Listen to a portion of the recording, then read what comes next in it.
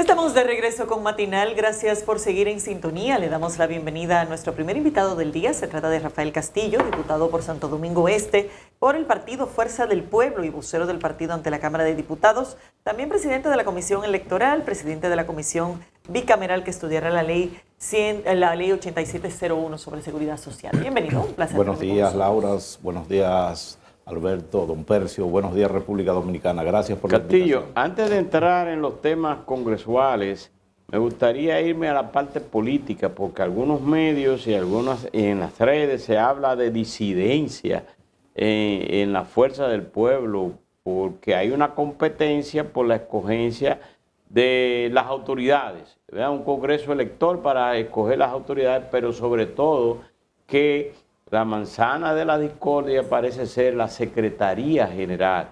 Y se habla de que han bajado línea desde la alta esfera, Leonel Fernández y su equipo, de que todo el mundo renuncia a sus operaciones para dejar que Juan Florian Peñita sea el secretario general. ¿Qué hay sobre eso? Bueno, realmente eso no es tan así. Pues simple y llanamente lo que pasó o lo que está pasando dentro de la Fuerza del Pueblo es una competencia normal. Ahora bien, una competencia que inició violando un propio reglamento que aprobamos nosotros en la Dirección Central, y es que hasta que durase el Congreso Franklin Almeida, no se podía hacer lanzamiento ni campaña a candidatura de ninguno de los cargos. ¿Y qué pasó?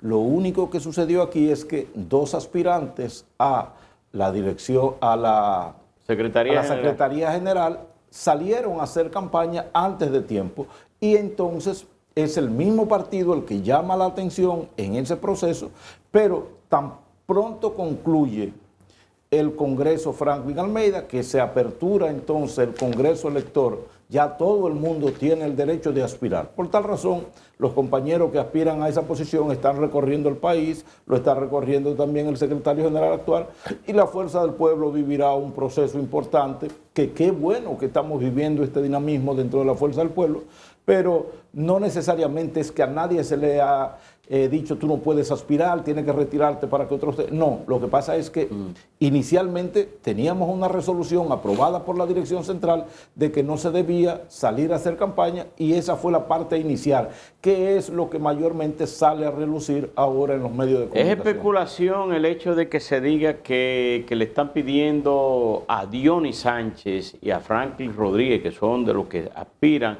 a que retiren sus aspiraciones a favor de Juan Florian Peñita para continuar con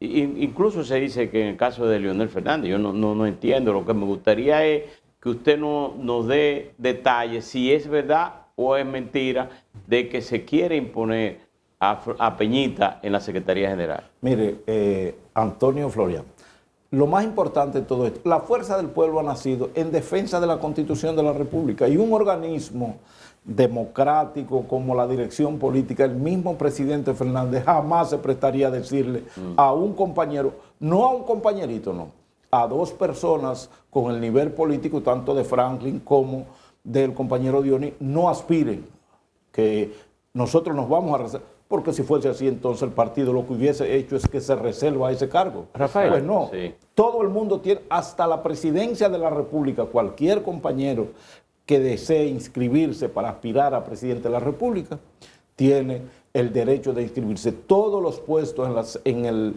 la Fuerza del Pueblo están para ser batidos abajo y que sean votados por todos los compañeros. Una vez en unas elecciones dijeron en San Pedro, los que estén a favor de Trujillo que se pongan en esta fila, y los que están en contra. Y hubo uno que en un caso se lo cortaron. Y un espacio quedó vacío. Rafael, vamos a verlo de otra manera. Dada la naturaleza del surgimiento de la Fuerza del Pueblo como parte de una alianza con el PTD, ¿no hay ciertos niveles de compromiso, de participación colectiva? Digamos que el presidente Fernández se sienta comprometido, por ejemplo, con el PTD, a que ellos tengan una coparticipación durante este proceso, sobre todo de un partido que no deja de ser relativamente nuevo. De sentirse comprometido no sería el presidente Fernández. Toda la fuerza del pueblo nos sentimos comprometidos y agradecidos con lo que pasó con el Partido de los Trabajadores y la fuerza y Leonel Fernández cuando llega y nos brinda esta plataforma 6 meses antes de unas elecciones y el doctor Leonel Fernández tiene la oportunidad de ser candidato presidencial. Pero de ahí a que en este momento se le cuarte el derecho a cualquiera de aspirar, eso es falso, de toda falsedad. Eso no es real.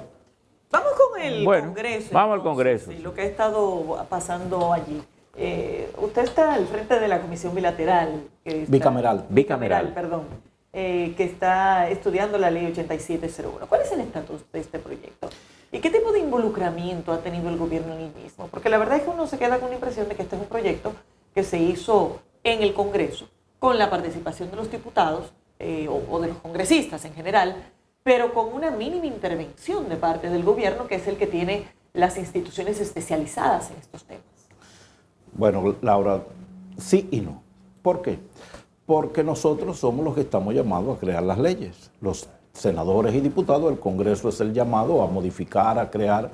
Está bien que el gobierno central deba involucrarse en este proceso porque es una ley tan importante que yo me atrevería a decir que es la ley más importante después de la Constitución de la República. Ahora bien, efectivamente, el presidente de la República en su toma de posición en el Teatro Nacional ha dicho que la ley de seguridad social iba a ser parte fundamental de las modificaciones, de las reformas que iba a llevar a cabo el Poder Ejecutivo. Bueno, fue más preciso de ahí, dijo que iban a presentar una propuesta de Exacto, sí. Entonces, ¿qué ha pasado? Nosotros vimos que se somete el proyecto de modificación constitucional, que se somete el proyecto del Código Laboral, que llega a otro proyecto, y entonces Rafael Castillo, quien es presidente de la Comisión Permanente de Seguridad Social en la Cámara de Diputados, somete una resolución para la creación de esa comisión bicameral y el estudio de la ley.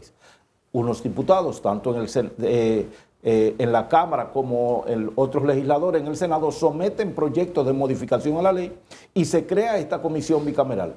Es la primera vez que vamos a reunirnos, quizás la próxima semana, porque apenas el Senado acaba de conformar esa comisión allá arriba y entonces no hemos tenido todavía la oportunidad de reunirnos.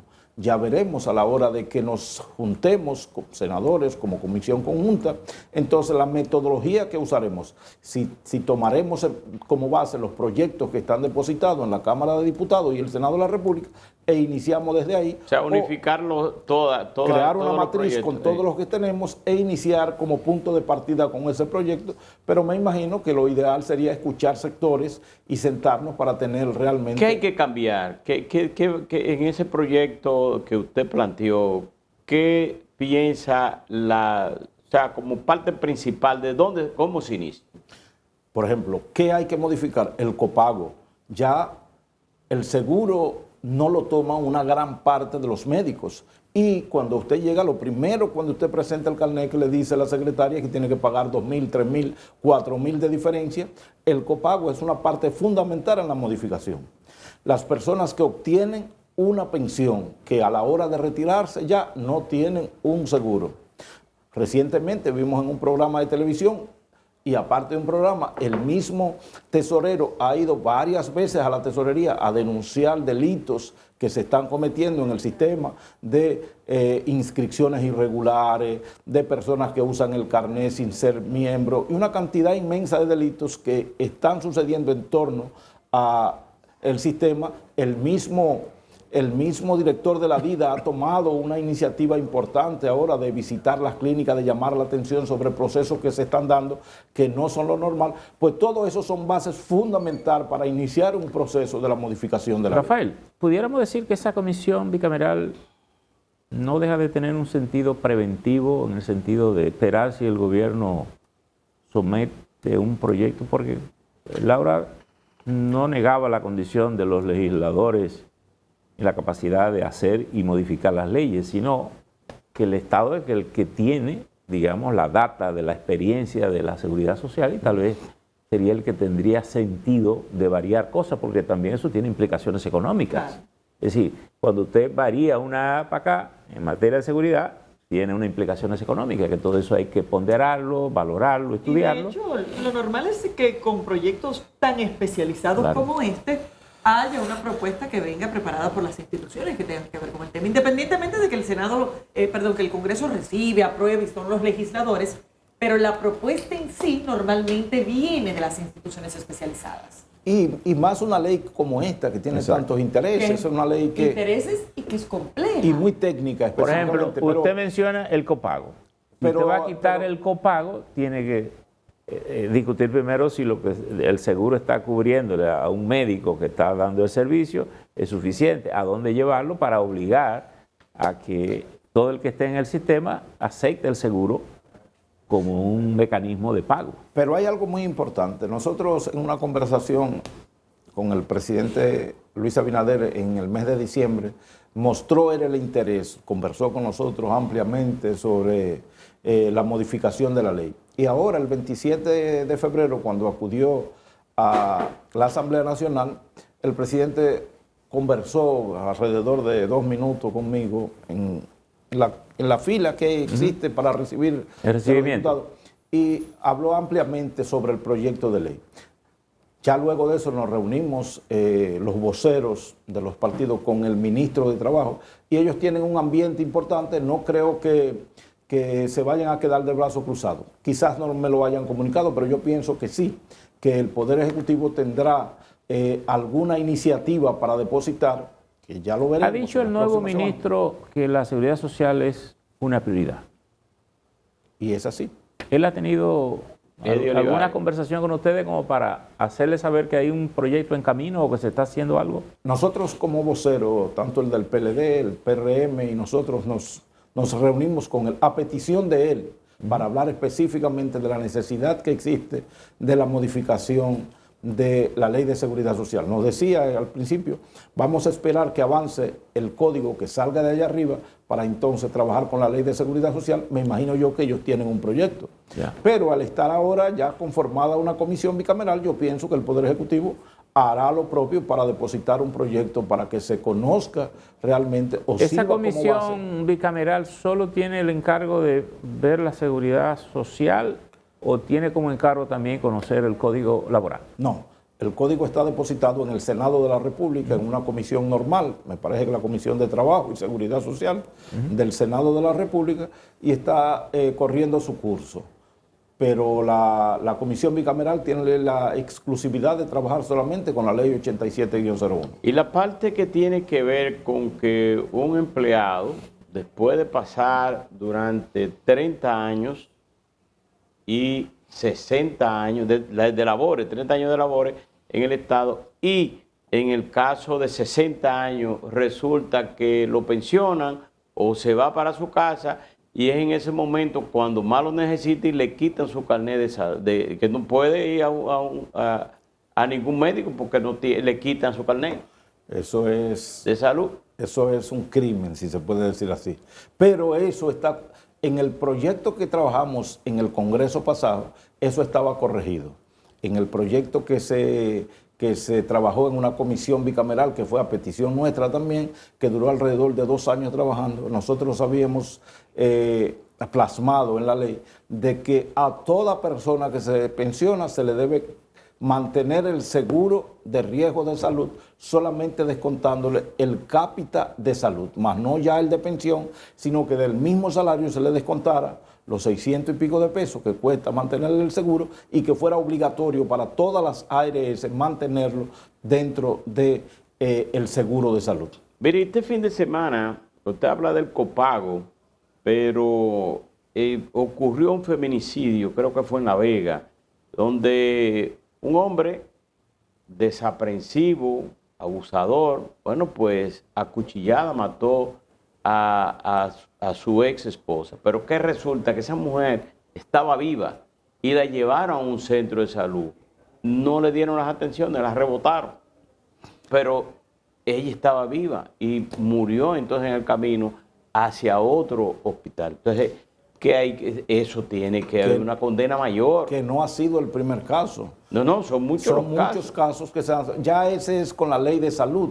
Eso es salud el que debe implementar que se cumpla la ley, porque eso es violatorio de la misma ley, es violatorio de la Constitución, y yo pienso que el Ministerio de Salud y los organismos que tienen que ver con esto son frágiles a la hora de cumplir con...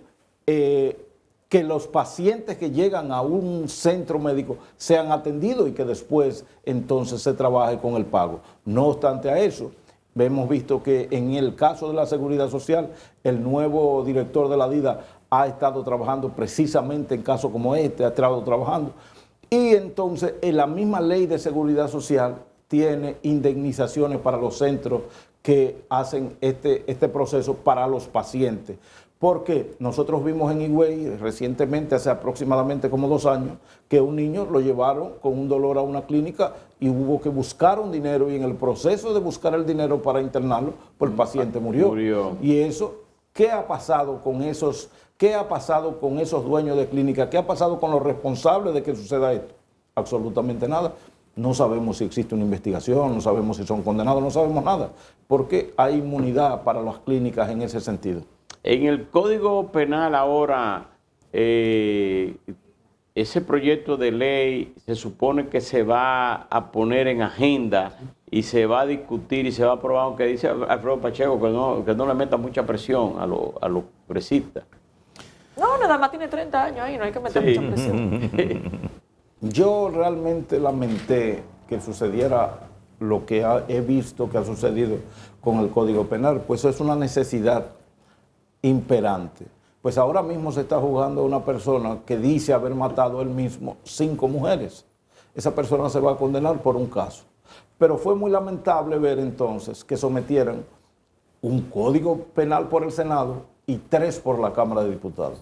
Aunque se ha solicitado crear una comisión bicameral, pero ya usted se imagina lo que va a pasar con el choque de 4 proyectos de ley juntos que quizás persigan cosas diferentes porque el código no se ha aprobado por los conflictos que trae. ¿Y cómo fue que el código repolló de una legislación? De la noche a la mañana.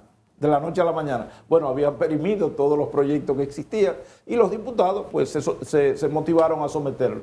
Pero ha sido desbordante, 4 proyectos en una sola semana, y eso nos dice a nosotros entonces que aunque existe el deseo, el choque que va a haber allí va a ser importante, y eso entonces es más posible que eso quede en deseo que en la realidad. Pero es que un proyecto de esa importancia, además, uno supone que lleva cierto nivel de coordinación, que eso no se deja a la inercia y a la iniciativa de tantos legisladores. Entonces, uno se pregunta si realmente esto está teniendo suficiente prioridad en los directivos del Congreso y en el mismo partido de gobierno, que es el dominante en el Congreso Nacional. No, y entonces lo más importante de todo esto es que justicia, la Suprema, las instituciones judiciales no se motivan realmente ni siquiera a someter un proyecto que tenga el consenso, o que, aunque no tenga el consenso, que venga de esa institución oficial, que podamos decir, este es el proyecto que vamos a conocer, sino que todo el mundo está suelto sometiendo proyectos de lo que cree que puede ser aprobado o lo que no puede ser aprobado. Lamentablemente nosotros creemos que con la cantidad de proyectos que se ha depositado va a ser imposible una aprobación en esta legislatura. Bueno, muchísimas gracias, Castillo. Gracias. Despedimos a Rafael Castillo, diputado de Santo Domingo Este por el partido Fuerza del Pueblo. Vamos a una pausa, enseguida volvemos.